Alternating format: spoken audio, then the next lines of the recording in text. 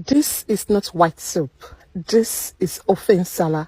Back in the villages of Igbo land, Ofe Nsala wasn't just soup.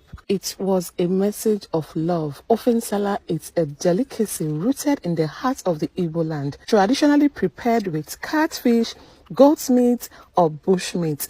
Fragrant spices like osokpo, mkpuroziza, ehuru, and uda, which is totally optional. They're slightly toasted and grinded using my Relox food processor dry grinder. And oh, ogiri, the soul of traditional cooking, was added to this dish. And crayfish, another ingredient with deep cultural flavor. And the only thickener used in thickening this soup is yam.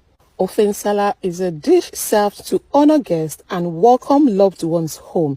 Every bowl carries history, the laughter of family gatherings, the warmth of community, and the pride of a people with each taste. And of course, the bold touch of utazili, which is slightly bitter, is not left out. Ofe Nsala whispers, this is heritage, this is love, this is home. You go try it, I mean you go try it. Welcome to my channel, and please don't forget to like, share and subscribe.